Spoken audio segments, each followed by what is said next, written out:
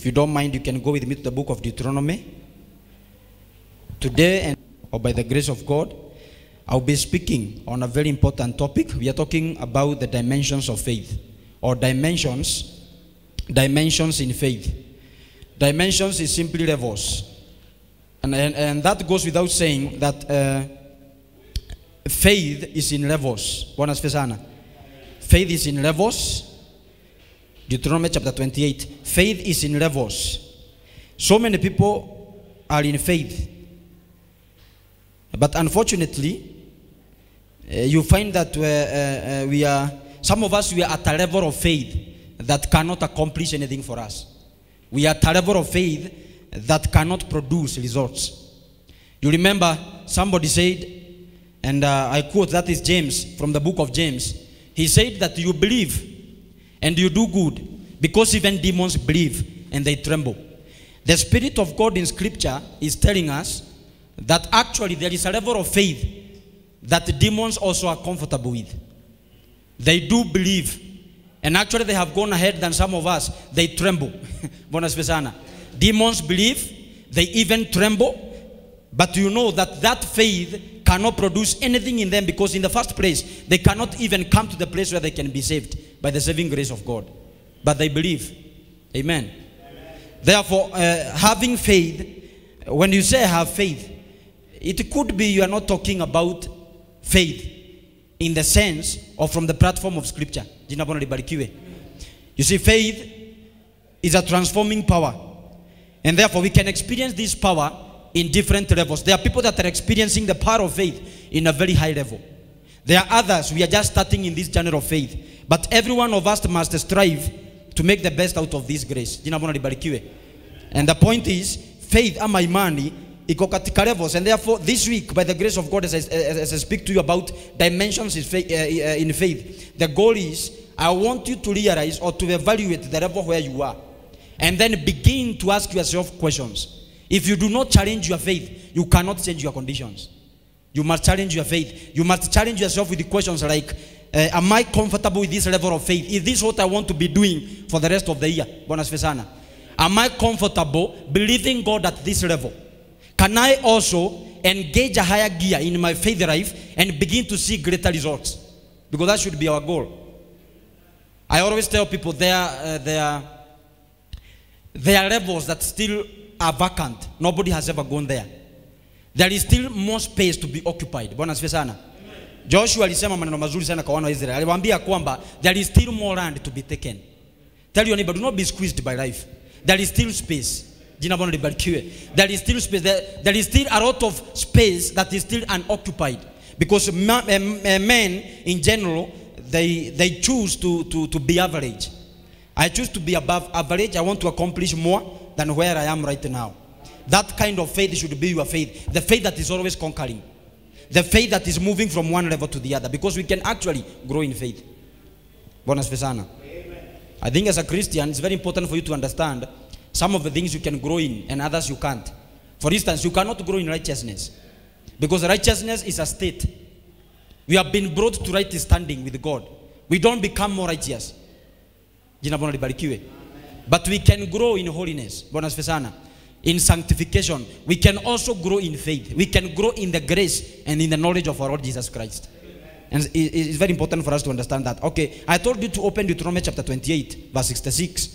But actually, before I come to Deuteronomy, I wouldn't mind first of all reading Romans chapter 4. I would begin with Romans chapter 4. Wacha tuanze Romans chapter 4. Romans chapter 4 itatufungulia vizuri. Itatufungulia vizuri yale maneno nataka kuongea wiki hii. Verse 18. Romans chapter 4 verse 18. I'm reading from the Amplified Bible. It says, for Abraham, human reason for hope being gone, hoped in faith that he should become the father of many nations, as he had been promised. So numberless shall your descendants be. Verse 19. He did not weaken in faith. Verse 19 ndio nataka uone vizuri. He did not weaken in faith when he considered the utter importance of his own body. Bwana asifiwe sana. Oh, this is very interesting. That Abraham did not weaken in faith, which means you can weaken in faith. You can have a weak faith. And some of us, actually, a lot of people, majority of us in the church or in the body of Christ, we are operating a weak faith.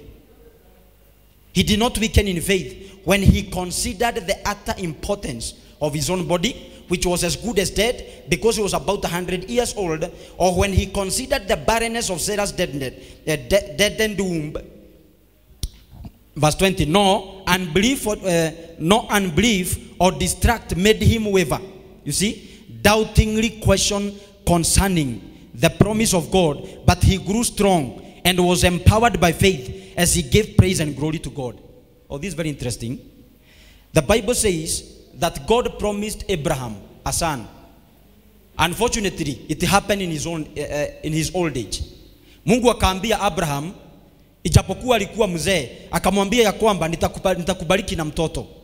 The first temptation or the first challenge Abraham had to conquer, it is the challenge ya kwamba he considered his body. Every time God speaks, I would like you to understand, he speaks from the spiritual realm and he addresses our spirit man. He is not addressing our flesh. Wakati wote Mungu ameongea na wewe, ananena na roho yako, jina Bwana libarikiwe. Anaongea na mtu wako wa ndani, the hidden man of the heart. That he created you, the new creation. Anaongea na mtu wa ndani ambaye ni wewe, the spirit. He does not speak to you about the body. But you see, the devil likes playing this game. Mungu akisema ya kwamba this and this is possible, ama akisema I'm going to do in your life 1, 2, 3, mara moja unakuta akili yako imegeuka kwenda kuangalia how possible is that in my physical, from my physical standpoint. In other words, kwa mfano ni kama Mungu asema ya kwamba kutanyesha, na in the physical signs hakuna any sign ya mvua, hakuna mawingu, hatuoni hata nini, hata weather ikibadilika, na Mungu anasema ya kwamba itanyesha. Sasa wewe kama ni muaminio, na ndio sababu Biblia huwa inatuita waaminio, haituiti watu wenye kuelewa, because God does not expect you to understand everything about him. That's why he says believe. If you begin to try to understand, it becomes too difficult for you. So anasema ya kwamba amini, jina Bwana libarikiwe. In other words, count it on me to do it regardless of what can be seen or what cannot be seen. So wakati Mungu alisema ya kwamba Abraham atapata mtoto, the Bible says he considered the deadness of his body because he was about 100 years. Number 2, he considered that Sarah's womb was also dead. Why? She was barren. And number 2, she was past the age of childbearing. But something interesting happened. The Bible says he did not weaken in faith. Bwana asifiwe sana. Hakukubali kuwa mnyonge na mudhaifu wa imani. Number 2, he did not waver in unbelief. Hakuyumba katika kutoamini, but he was persuaded. Biblia zingine zinasema he was persuaded. Na kwa hivyo ningetaka uone ya kwamba imani iko katika different levels. I believe hata wakati Abraham alikuwa anajiuliza maswali kuhusu mwili wake na kuhusu mwili na utasa wa Sara, bado alikuwa katika imani. Jina Bwana libarikiwe. And I believe hapo ndio huwa tunaanza sisi wote. Wakati imani yetu inaanza kuwa challenge na physical realities. Wakati Mungu amesema ya kwamba nimekubariki mjini na nimekubariki mashambani na katika mfuko wako hauna fea. Ukianza kuconsider the deadness of your pocket, the deadness of your account, you are still in faith, but at that point you can only exercise a weak faith. Maana ni imani ambayo iko na a lot of interruptions. Jina Bwana libarikiwe. And most of us actually, sorry enough, kwa kanisa unakuta ya kwamba we are comfortable with that kind of faith. Tunakwama tu katika area hiyo. Mungu alisema na ninaamini, na lakini japokuwa unakaa katika area kujiuliza maswali. Biblia inasema ya kwamba hata Abraham kuna wakati alikuwa kwa hiyo stage. Alikuwa anajiulizaje, mtu kama mimi karibu miaka 100, how do I begin even thinking of getting a baby? Number 2, Sara ni tasa, na hata akifanywa muujiza utasa uondoke, still atapataje mtoto na ameshapita age ya kupata mtoto? These questions. Jina Bwana libarikiwe. Now you see, hiyo stage ya imani, it is still faith. Kuamini ya kwamba Mungu ijapokuwa alisema, na ninaangalia maisha yangu katika kawaida inakani kama sio hivyo, I still have some kind of hope. Although inakuwa interrupted na a lot of physical realities, it is still a level of faith. Na Abraham alikuwa hapo. He considered, he did not ignore. He considered that his body was dead. Jina Bwana libarikiwe. Number 2, he also considered that the body of Sarah in the womb were dead. And again, she was barren. But something that I would want you to see, he says, no unbelief or distrust made him waver concerning the promise of God. But he grew strong and was empowered by faith as he gave praise and glory to God. I would like to tell you something. Na leo kwa sababu ni introduction, hiyo ndio kitu ningetaka ushike peke yake. Utafanikiwa katika imani siku ile utaingiza imani yako katika level inaitwa conviction, persuasion. At this level you don't ask questions. At this level you are not trying to have faith. At this level you are faith driven. You allow faith become what faith is supposed to be. And that is, faith is the power of God working in you. You see, we have been taught the subject of faith in a very funny way. We are always being pushed to have faith. I don't see faith as something I should be having. I see faith as the force that has made me to be whom I am. Otherwise, how can I become a Christian without faith? I received the gift of faith at conversion. The book of Romans chapter 12 verse 3 downward inasema ya kwamba that to everyone among you is dealt the measure of faith. Kila mmoja kati yenu amepewa kipimo cha imani. Jina Bwana libarikiwe. Na Biblia ya Kizungu ndio napenda maana inatumia jina the definite article the measure of faith. Kumaanisha ya kwamba there is this faith that God gives us when we believe in him. It is not something we try to get. He has dealt us the measure of faith. Ni kama nitengeneza mkutano ya conference na kuingia hapa inahitajika kila mtu anunue t-shirt ya our ministry ama anunue notebook ya our ministry ama badge. Now when you are given a badge or when you are given a t-shirt that marks your entrance into the conference, it had nothing to do with you. It was now the host of the conference that has dealt to every one of you a t-shirt, jina Bwana libarikiwe, a qualification to be in that conference. Now it is the same case with Christianity. We are not trying to get faith. It is faith that has made us Christians. When the Bible says faith comes by hearing, and hearing through the word of God, right? So wakati Mungu aliambia Abraham, I'll give you a child, and not just a child, I'll make you a father of nations. What those words did, they gave him faith. Why? Before he had God, he was helpless. Before he had God, he was hopeless. Before he had God, he was planning to die without a baby. In fact, alikuwa ameambia Mungu, this is so unfair. Ninaogopa niko na mauoga yangu, I have my fears. And that is something you should always understand. Even the heroes of faith, they have fears. Faith is not the absence of fear. It is the ability and the courage ya kuamini Mungu in the midst of fear. In the natural, I'm afraid. In the natural, I consider.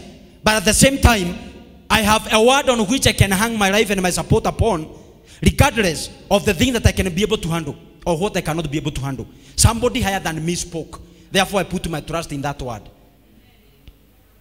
Abraham sasa akaambia Mungu ya kwamba wewe tunapendana, hata umenipenda, hata unasema you are my background, my shield, my exceedingly great reward. Lakini ninaonekana nikifa sina mtu wa kuachia inheritance isipokuwa huyu Eliaza, mtoto wa mtumwa wangu. Ndio Mungu akamwambia hapana, Eliaza hata kurithi. Ijapokuwa kulingana na wewe unaona ya kwamba hakuna namna ya kubadilisha hali hiyo, I'll make you a father to nations. When God spoke, ni kumaanisha kwamba from there hiyo maneno ikajenga uwezo wa tumaini ndani ya Abraham. Akaanza kuona Eliaza ndiye atamrithi. Akaacha kuona ya kwamba atakufa bila mrithi. Akaanza sasa kuwa na akili nyingine ya kwamba itapokuwa sijui itafanyikaje, lakini Mungu aliahidi sio Eliaza atanirithi, nitapata mrithi ambaye ametoka kwa mwili wangu mwenyewe. Kwa hivyo imani ni gift huwa inakuja kwetu tukiamini ujumbe wa Mungu. It is a force that enters, a divine force that comes to our spirit to make our spirit trust in God when we hear the message. Jina Bwana libarikiwe. That's why it's very important to hear the gospel. When you hear it, it has only one job in your life, to produce faith.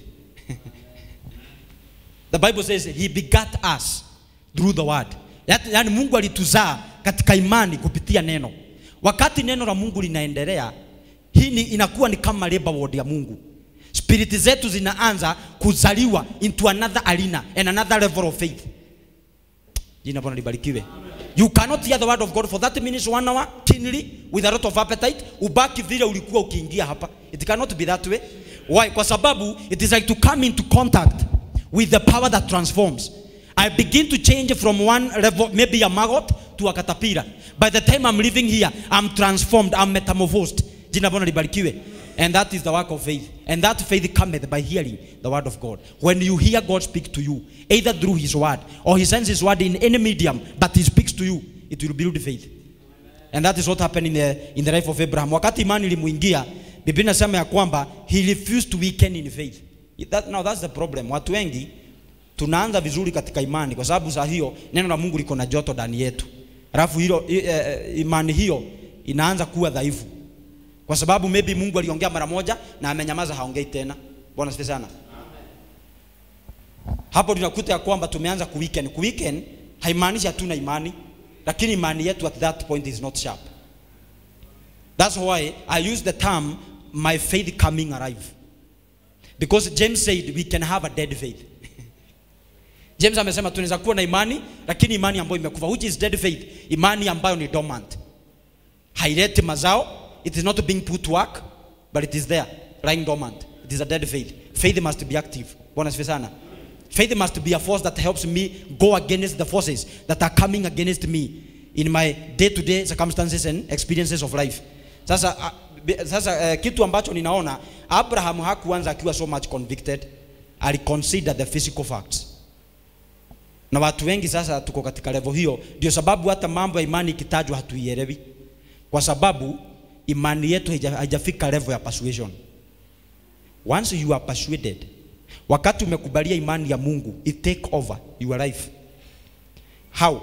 Ukisikia neno hilo uliliamini na haukutaka kujua litafanyikaje, you just counted him faithful promised. Ukiingia katika level hiyo, imani inaacha kuwa kitu ya kujaribu, inaacha kuwa jute. Inakuwa ya kwamba you are now forever faith driven. Even when you don't want to believe, you find yourself believing. You become a prisoner of hope. Bwana asifiwe sana. Jina Bwana libarikiwe. Na hiyo level ya persuasion ndio kanisa la Mungu limekosa. Linachezea katika imani ile ambayo they are still considering the physical facts. Number 2, they are staggering in faith. Today they are in faith, tomorrow they are not.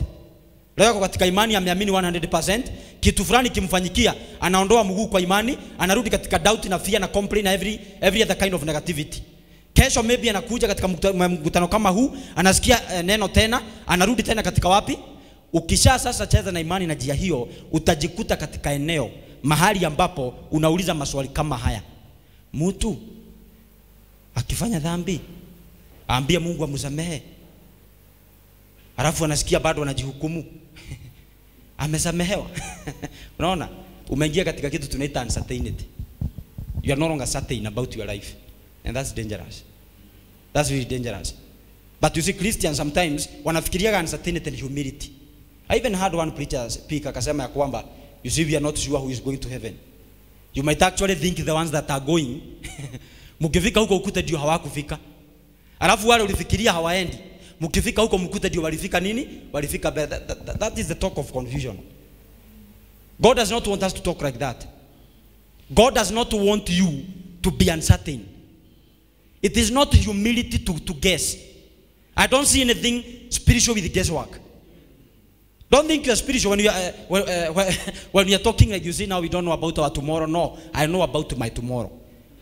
How do I know about my tomorrow? The plans God have for me, they are for good and they are not for evil. Therefore I believe my tomorrow is beautiful. Amen. How do I base that faith? On the word of God. The Bible says so. Yes. That he is thinking better things about me, to give me future and a hope. So why tell me that I'm not sure about tomorrow? I'm sure about tomorrow. How is my tomorrow going to be? It's going to be beautiful. I can only grow from strength to strength, from one level of glory to the other. Yes. Don't expect me to go reverse. I'm going forward. I'm sure about my tomorrow. Yes. And finally I shall end in glory in the life to come. Yes. If this is not the kind of confidence you have about to go, there's something wrong with that kind of faith. We call it weak faith. A weakening faith. A faith that is staggering. Not sure. Paulo anasema ya kwamba imani injili tuliyowaletea mimi na Timotheo na Silvanus, imani hiyo tuliwahubiria na hiyo injili tuliwaletea, it was not yes and no at the same time. But Christians have that kind of gospel. It is sometimes yes, Some other times it may mean no. Sometimes yes. Now here in the spirit, ukifunguliwa macho, utaona kanisa ambayo ina dance. Sometimes yes. Sometimes no. Yani they are stuck ni kama walevi. Unaona vile mlevi hana steady walk. They are not sure whether mahali anakanyaga maana amekunywa mvinyo, hata dunia inaonekana kama imekuja karibu. Akikanyaga unaona anafanya hivi. Anaona ni kama dunia iko hapa na iko wapi? Iko kule. That kind of guesswork. Some kind of stupor ndio imeshika kanisa la Mungu. And they are okay operating that kind of faith. They are comfortable, not sure. No. You must get out of that place. You should be comfortable, sure. And you know that you are convicted. Uanze kuongea kama Paulo. That I'm persuaded, not nakedness. Nothing, not even an angel can separate me from the love of God. He said, I'm persuaded. You see, that's another level of faith. It is a dimension of faith that is God's will for you, that you should go there to the point whereby every subject ambayo inatajwa na inahusu maisha yako, you don't talk at the level of guesswork. You talk at the level of conviction. I'm persuaded it is God's perfect will for me to give tithe. You're not asking, is this the New Testament? You tithe this month, you don't tithe the other one because you're not sure that it's New Testament or Old Testament. No, it's a problem. Jina Bwana libarikiwe. Hata nisikia mtu mwingine akisema ya kwamba na tukikosa kufika mbinguni na ameshaokoka, sasa atasaidiwaje? Hilo swali likiulizwa na mwenye dhambi ni sawa, kwa sababu tutamwambia kufika mbinguni ni kuamini Kristo na kumwamini kila siku akusaidia kutakasika na kuzidi kuwa bora kuliko jana, na mwishowe utajikuta mbinguni tarumbeta ikilia. Sasa mtu kwa kanisa anauliza swali hilo. No, it's funny. Can you go back to Deuteronomy chapter 28 now? Deuteronomy chapter 28. Deuteronomy chapter 28. Mstari wake ni wangapi? 66. 66 inasema hivi. Hii ni baadhi ya zile laana Mungu alisema atapiga wana wa Israeli nazo wasipoitii sheria. Moja wapo ya laana zilikuwa hii: your life shall hang in doubt before you. Ati maisha yako itahang. Wale mnaelewa kompyuta, ushaitumia kompyuta ikahang? Ama simu unaiambia send message, inakuangalia hivi imefura, hata hairespond hata kitu, tunasikia kuipiganisha chini. The Bible says that your life can hang like that. No progress, no response. You'd rather be dead or alive than just hang. You see, hanging haijakufa, now at the same time it is not active. And some of us are like that. We are not dead because we have been brought from death by salvation. We are not born again. At the same time we are not progressing in faith, but we are there hanging. I'm reading the Amplified Bible, Deuteronomy 28 verse 66. Your life shall hang in doubt. At mtu wa maisha yake kishikwa na doubt, itahang. I refuse to hang in Jesus name. Biashara ambayo inaendeshwa na mtu hana imani itahang. Ukiendesha marriage bila imani itahang. Are we clear? Inasema ya kwamba your life shall hang in doubt before you. Day and night you shall be worried. Usiku na mchana utajaa wasiwasi. And have no assurance of your life. Yani Biblia inasema ya kwamba ati ni laana wewe kukosa assurance. Wewe kutokuwa na hakikisho ndani ya moyo wako na conviction na persuasion, it is a curse. You should leave it for people that are living under a curse. That's why I began by telling you, don't think it is spiritual to say such things. People say such things and they think it is humility. It is not humility, it is a curse. Biblia inasema ya kwamba nitawapiga na hizi laana msipotii sheria. Number 1, maisha yenu itahang in doubt. Mtashindwa kuiendesha maana haujui the right way to go. Kwa hivyo itahang. Jina Bwana libarikiwe. The opposite of that, and that should be the blessing of the New Testament church, because we have been delivered and redeemed from the curse of the law. Then it should be that our life shall always be in progress. It shall not hang. Number 2, it shall not hang before. We shall always know where to put our leg next. Number 3, we should have assurance for our life. We should be in quietness and rest, knowing that our future is secure. Ni kama mtu ambaye amelipa some amount of money to an insurance company. Hata akiendesha gari hana wasiwasi, sio kwa sababu yeye ni expert hawezi fanya ajali, lakini hata akifanya ajali there is somebody to cover for that. So they are comfortable, they are at rest. They have a lot of quietness. Wakristo wanatembea kama watu ambao hawajalipa insurance. Sisi tumelipua insurance sahi na mpaka Kristo kurudi. We have insurance. Our confidence is not in the fact that we cannot make mistakes. It is in the fact when we make them, somebody will cover for them. The blood, the atoning blood and the atoning sacrifice of Christ will be speaking on our behalf. The Bible says he is seated at the right hand of God making intercession. Jina Bwana libarikiwe. Bwana asifiwe sana. The New Testament church should have confidence, should have assurance, should have conviction. Can you go to Isaiah chapter 32? Isaiah chapter 32. Hapo bere kidogo tusome Isaiah chapter 32. Chapter 32. Najaribu kuonyesha mambo ile inazuia watu kuingia katika level ya imani ya conviction. Number 1 ni kwa sababu watu bado wanaishi katika sheria. Mtu yote anaishi katika sheria, you cannot be convicted. Why? Kwa sababu ya hii mstari nitakusomea sasa katika Isaiah. I'll read you a verse from Isaiah chapter 32 verse 17. Isaiah 32 tuanze 16 ama 15. Let's begin from 15. Inasema, this is a prophecy. It says, until the Spirit is poured upon us from on high. Hapa nabii akiongea anaongea kuhusu siku zitakazokuja, si ndio? Anasema ya kwamba kutakuwa wakati ambapo Mungu atatumwagia roho wake kutoka juu mbinguni. Ni kama ile prophecy imefanywa na Joel chapter 2 that I shall pour my spirit upon all flesh. Now in our times it is not a prophecy. It has been fulfilled because the Spirit has already been poured. Roho Mtakatifu ameshamwagwa juu yetu. Si alimwagwa siku ya Pentecost.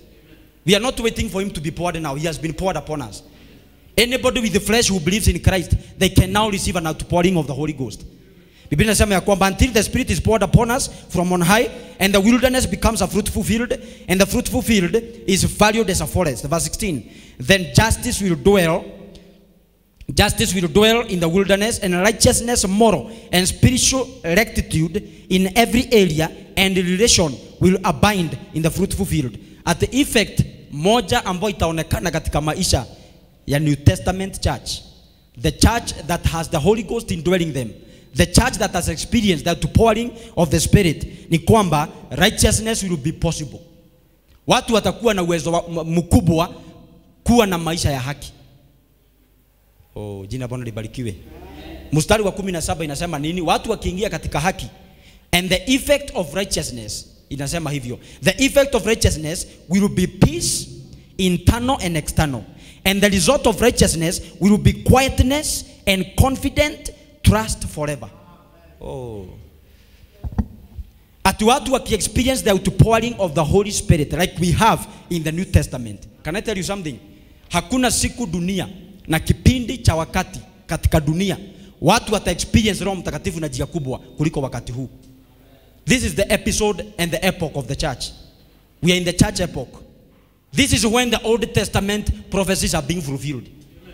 They lived in expectation. We are living in the reality. The Bible says all these guys, they looked forward to the things that were coming. These wonderful things which even angels long to look into. They are not stories to us. Why? They were to them a shadow. We have the substance. Yes. It was unclear to them. To us, it is made manifest. In the Old Testament, we have Christ concealed. In the New, he is revealed. Christ, God, Emmanuel, God with us. And he's just not with us, but also he is now God in us, the hope of glory. Let me tell you, if you are waiting for an outpouring of the Spirit, I think it is already too late. Kanisa la Mungu limeshikwa na jaribu moja. They are forever asking God for a revival. And I keep on asking myself, what are people asking for? No, tuongee ukweli. Tangu wakati tulikuwa primary, ukiwa Sunday school, si watu walikuwa naombea revival? Nikaenda high school walikuwa naombea revival. Nimeoa, niko na mtoto sasa, mimi ni baba, watu wanaombea revival. Is God deaf? Do you want to tell me all this time God has not been hearing the church? This is the problem. We don't have faith in what we have. We are always looking for something that we already possess. You don't need revival. The very source of power lives in you. Mwenye nguvu yote ambaye ni Roho Mtakatifu. Doesn't the Bible says the one in us is greater than the one in the world? He is talking about the Holy Ghost in you. And he is the source of power. He lives in you. You have been crying to God for power, but he has been telling you the one who provides power is in you. Take advantage of that you that is recreated in Christ and is possessed with Christ's power. Ndio sababu sasa lazima tufundishe mambo kama speaking in other tongues. Biblia inasema ya kwamba ukiomba na dimi, you edify yourself. You charge yourself like a battery. You provoke the power in you inakuoverwhelm. Jina Bwana libarikiwe. You don't need to go somewhere and get power. Please listen to me very carefully. Wacheni kwenda kwa mikutano inasema second, third anointing, I don't know, finishing anointing. Please, all those anointings that you are looking for, you have them in you. The Holy Ghost, the provider, the source of the anointings is the person that lives in me. Amen. When I understood the Bible, especially in the light of the New Testament, I stopped asking God for revival. I don't pray such silly prayers. You don't need revival. The Old Testament people are the ones that needed revival. We don't need revival. We are the people that carries revival, and we must communicate it to the people that are not experiencing it. Mtu wa Old Testament alikuwa anatabiri akitarajia kuna wakati kutakuwa na outpouring ya Roho Mtakatifu. Imeshafika, alafu the believer on New Testament bado na yeye anakaa in expectation. No. It's not scriptural. Jina Bwana libarikiwe. We are not trying, we have come into command. Jina Bwana libarikiwe. Na wanda nasema ya kwamba you shall bind anything on earth shall be bound in heaven. Yesu alisema hivi, na maneno hii ni very weighty kwa msalaba. Alisema it is finished.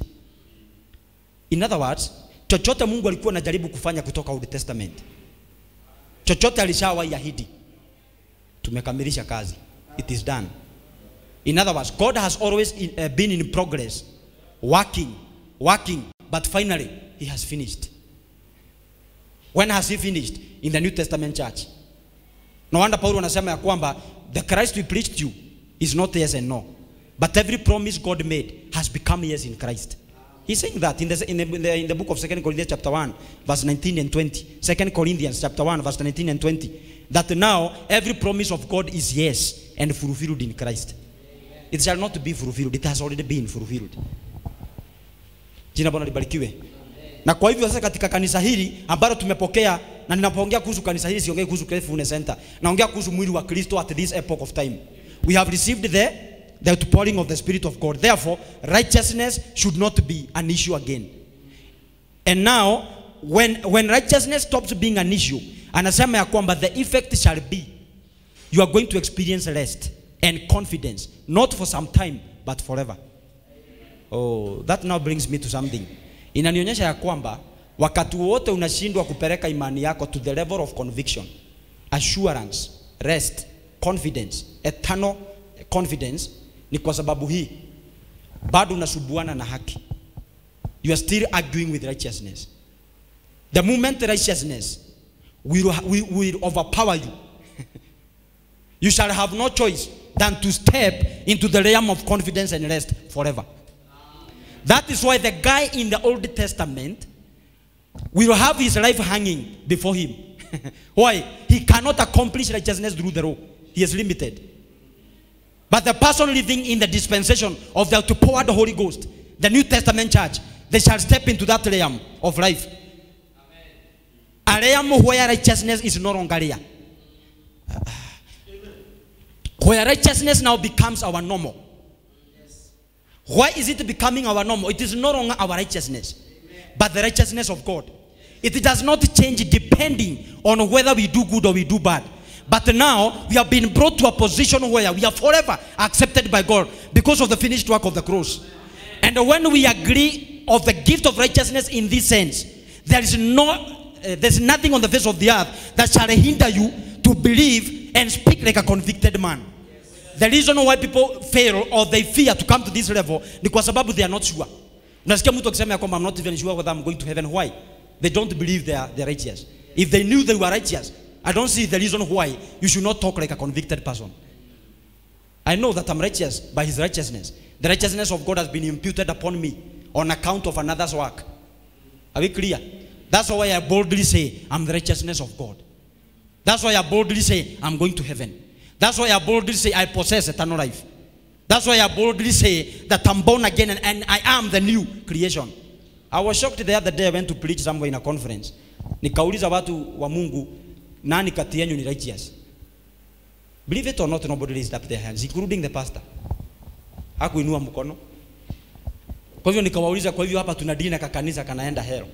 Because if you are not righteous, unaenda biguni ya nani? Where are you going? Which God do you want to relate with without righteousness? He is perfect. What does that tell you? They are not sure. They are not sure.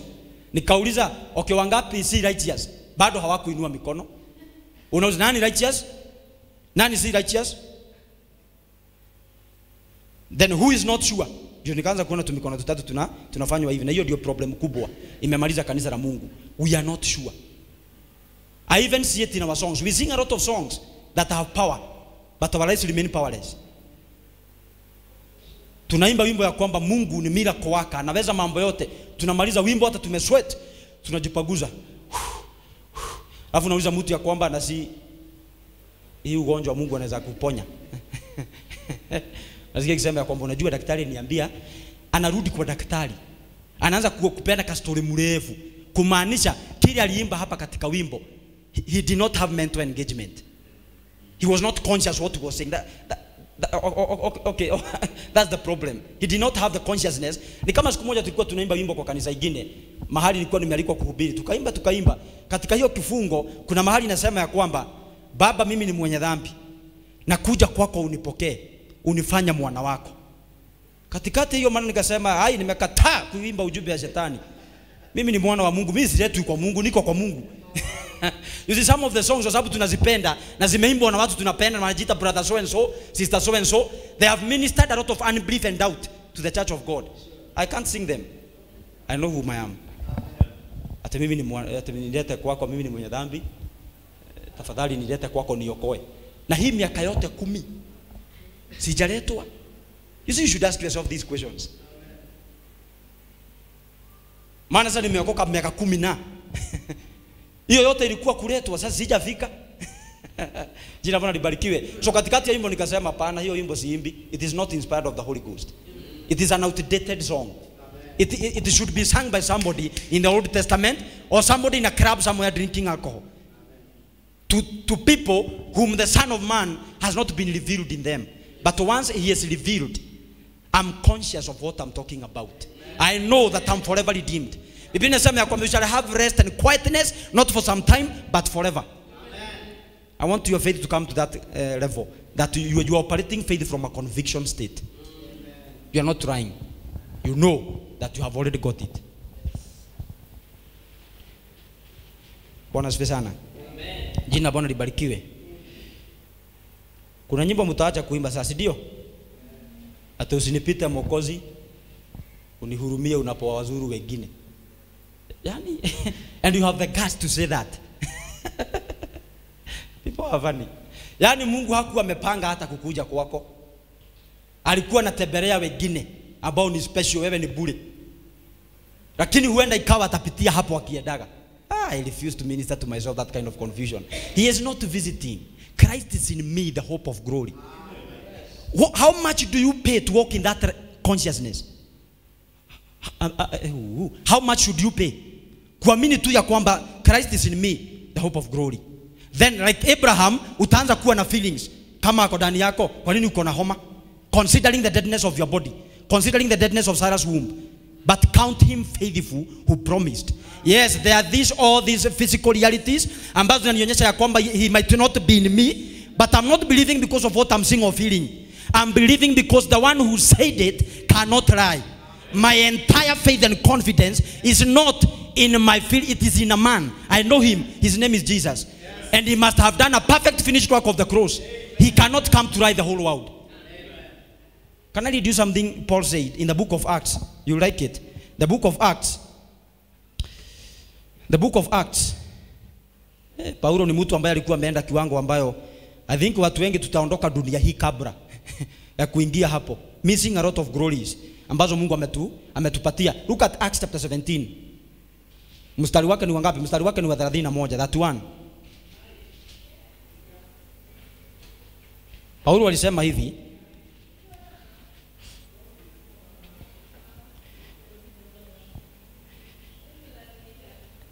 Acts 17 verse 1. The Bible says, because he has fixed a day when he will judge the world. Mungu ameweka siku ambapo atahukumu ulimwengu righteously, justly by a man whom he has destined and appointed for that task. That is Christ. And he has made this credible. Listen now to that language. He has made this credible. He has proved this man. He has made this credible and given conviction and assurance and evidence to everyone. How? By raising him from the dead. Paulo anahubiri Kristo na anataka kuonyesha watu ya kwamba huyu ndiye aliyeletwa kukufia ulimwengu na ndiye atakuja kuhukumu ulimwengu. Na anasema ushuhuda tulionao ni kwa sababu amemfufua kutoka kwa wafu. Hata kama sioni kama inawezekana, hata kama si feel, hata kama haikai kama ni hivyo, my faith is entirely based on the fact that he raised him from the dead. That's all. Wakati umefika wa Kristo, tuache kutafuta imani katika feeling. These things have nothing to do with the feeling. You don't need to feel born again. You are supposed to know that you are born again, and that's different. In other words, I base my faith not on feelings but on facts. I base it on what God says. Siku moja niliombea msichana mmoja alikuwa na problem sana. Aliniambia, pastor, nafikiria nimepoteza wokovu. Nikamuuliza wewe, akaniambia kwamba I don't feel. Si feel. Sasa nikaona amewezwa mpaka na watu wa Old Testament. Maana watu wa Old Testament kama Daudi alipofanya dhambi na Bathsheba, kitu ilifanya, it distracted his faith. He lost the joy of salvation. Unaona? But he knew he had not lost salvation. Alisema, restore unto me the joy of salvation. In other words, restore unto me the feeling of salvation. I know it is there, but I have lost the feeling. Why? I have sinned against you. And that's what sin does. Ndio sababu huwa tunakaa bali na dhambi. Tunakaa bali na dhambi kwa sababu gani? Dhambi iko na uwezo wa kufanya Mkristo akuwe confused in emotions. Inakufanya ya kwamba you feel helpless, you feel, Biblia inasema ya kwamba it minister to you death. Dhambi wakati wote imebeba kifo. Hakuna dhambi nzuri hata moja. Zinakuwa zimebeba kifo. Ukifanya unaanza kuwa na hiyo feeling ya kifo. Ya kwamba like I'm now immovable. Nothing is happening in my life. Sisikii ufunuo wa Mungu kiniingia, maana spirit yako imekuwa affected. Unaona? Imekuwa, but that doesn't mean you have lost salvation. You just lost your consciousness of it. And that is what should be restored. So he said, restore unto me the joy of salvation. And that joy of salvation cannot come until you are back to the place of conviction. What conviction?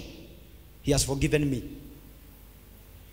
I know that I failed in this one, and I failed in this other one, and I asked for his forgiveness. And because the Bible promises me without a doubt that he shall forgive me, I know that I'm forgiven. I'm not waiting to feel it. I take it by force. And I will walk in the consciousness of forgiveness and holiness. And as long as you are walking in the consciousness of forgiveness, you cannot continue sinning. Yesu aliambia mwanamke ya kwamba, I also don't condemn you. In other words, I forgive you. Go and sin no more. It is only after you have been removed from you, that is thing of condemnation, now you cannot sin anymore.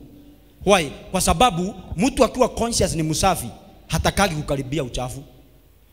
The reason why unakuta ya kwamba hatuna shida na uchafu ni kwa sababu kitu kimetuconvince wewe si msafi. Kwa hivyo hata tukiona boma ya ng'ombe na iko na dang, tunaigia tutaoga jioni. You see that kind of idea. Awacha tu nijichafue nitaenda kuoga tu mara moja wholesale. Lakini kama vile ninakaa saa hii, do you want to tell me unaweza kunipeleka shambani nikalime? Afadhali uniue, siwezi kukufuata. Tuende shambani, atuweza unipatie shamba hivi ninakaa, twende tukalime. I cannot. Is it because I don't have the strength to dig? No. But I'm conscious. I'm clean. Until I change into an apron. Na sana ile haijafuliwa. Usinipatie panga, usinipatie jembe, siwezi kwenda shambani na njia hii. Na hivyo ndivyo unapaswa kukaa. Ya kwamba you are so conscious that God is a faithful God. Wakati alisema amenisamehe, ninaamini alinisamehe. Therefore I no longer see myself as somebody that is unclean. I see myself as the person that is clean. And as long as I see myself as clean, I cannot continue doing the wrong thing. I cannot continue associating my life with the dirty. stuff, dirty things of this world. I'm going to keep off because I have this consciousness. I'm forgiven. Peter anasema ya kwamba they have forgotten that they have been cleansed from their past sins. That is why now they are backsliders. If they remembered, they could not go that way. They would have known that my former sins were taken away. Therefore, let me live in the new consciousness of cleanliness. Na problem sasa kubwa iko hapo. Imani yetu inayumba kwa sababu hatujafika mahali tupokee righteousness na tuwe at home with righteousness. We are always trying to be righteous. Always trying to correct something wrong we did many years ago. When shall you be established in righteousness? Na Isaiah alitabiri kuhusu sisi akasema, you shall be established in righteousness. Great shall be thy prosperity because your sons shall be taught of the Lord. He said, if anyone starts strive against you, just know they are not sent of me, and they shall fall because of you. He said, no weapon fashioned against you shall prosper. And every tongue raised to accuse you of your former sins, the same you shall bring to judgment. You shall condemn. Why are you getting the power to condemn it? You are convicted that my past sins no longer remain. They are forever taken away. And therefore now I can stand right in the presence of the devil without the need to fear him. He cannot accuse me again. No wonder Paulo anauliza ya kwamba who judges the righteous of the Lord? It is God who gives them what? Who imputes righteousness on them. The Bible uses a very wonderful word. It is the Lord that vindicates them. He is the one who declares them not guilty. Ati nani atakayemhukumu mwenye haki wa Mungu na ni Mungu amemuondolea makosa? Usitembee katika hali ya kusikia kwamba sina righteousness. Righteousness sasa in the New Testament haikuji na mtu huyu wa sheria wa Deuteronomy chapter 28. Inakuja kwa sababu the perfect man Christ Jesus aliishi hapa duniani miaka 33 na hakufanyia Mungu dhambi hata once. He purchased righteousness for me. The Bible says he became sin that we may be the righteousness of God. Do you need to be a professor to understand that simple statement? Now imagine if every day you woke up believing and remembering I'm righteous. You'd be so successful. You'd be very successful. I'm telling you. Your marriage would work. You'd be very bright in class. You're not guessing. Ukikaa hivi kwenda, kwa mfano ukienda kukaa kwa darasa unafanya mtihani ama mwalimu anafundisha, you see yourself as a forgiven man. And God is with me. He is happy with me. And he is not here to make me fail. He is here to make me pass. Can you imagine being at home with God like that? Convicted. Confident that what God promised has happened. Our faith, our life is a faith life. We don't wait to see. We believe without seeing. And if you can be confident enough to move without the feelings itakuja baadaye. They are going to catch up with you. Because here we are not talking about feelings. We are talking about facts. What God has already done. And it is forever settled in heaven. Amen, amen, amen. Thank you so much. Thank you for taking your time to watch us on this channel. It's a great privilege even to have the opportunity to bring the word of God to you. Why the word? Because by the word, the Bible says everything that we see and that which we do not see was created by the word. So what a privilege to be able to avail the divine presence of God to the doorsteps of humanity through the ministry of the word. And because the word of God is not just like the word of man, the word of God comes with grace. It's a channel through which God imparts grace. And what is grace? The divine presence, and its effect on the heart and the reflection in the life. In other words, now that you have listened to the word of God, you have faith in the word that you have just listened and heard. That faith connects you with the power of God. And what is going to happen is you are going to discover a supernatural angle to your life beginning today. And that's why I want to come through to you. We pray and touch and agree for some few things that you want to see change. This is the right time to do it because the power of God's word has been made available to you. The Bible says, before we pray, that Jesus said once that, wherefore I say unto you, I'm quoting the book of Mark chapter 11 verse 24, wherefore I say unto you, what things soever you desire, or whatever things you desire, when you pray, believe that you receive them, and you shall have them. Believe that you receive them, and you shall have them. Child of God, I want to tell you something. Many people, when they pray, they wait to feel the answer. They wait to feel the pain gone. They wait to feel with the thing they're desiring from God. But that's the wrong way to receive from God. The right way to receive from God is believing without waiting to feel. It's nothing to do with the feeling. It has everything to do with the faith. It has everything to do with the believing. So he says, the things you desire when you pray, believe that you receive them and you shall have them. Let's touch and agree. Father, in the name of Jesus, I thank you because miracles, signs, and wonders are beginning to happen in the life of the person that is touching and agreeing with me right now.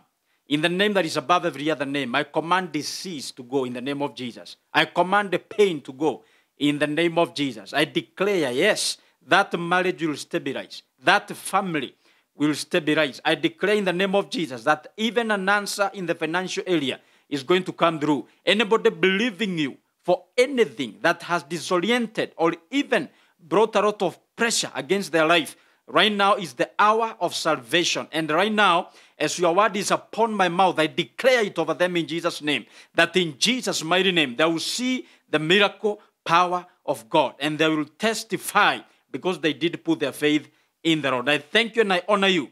In Jesus' name we pray and we give thanks. If you are there, you want to give your life to Jesus, you want to finally receive the eternal life that Jesus came to give the world, the Bible says that he came, he went to the cross, he died. He didn't have to. He died because of you and me. And if you have not received Jesus into your heart, you still don't know eternal life, you still don't possess the God kind of life, and you still have every reason to fear the future and the destiny of your soul. But once you're in Christ, because you live with him, you shall not die. Like him, he will resurrect you. He said, whoever eats my flesh and he drinks my blood, he will not die. In case he does, the Bible says, I will raise him up in the last day. I want you to receive the Lord Jesus. Say after me, Lord Jesus, I believe you in my heart. And today, I confess your lordship over my life. Yes, you are Lord and you are God. Even beginning today in my life, I receive eternal life. I receive the forgiveness of sin. I receive the free gift of redemption. I'm born again child of God. And I receive your Holy Spirit right now. Give me the grace. Walk with me. Teach me how to serve you. Amen and amen. The Lord bless you. The Lord keep you till we meet again. May the Lord be with you. And if you want to be of any support to the ministry, there are numbers that are on the screen right now. Different several ways through which you can be part and parcel of what we are doing through this broadcast.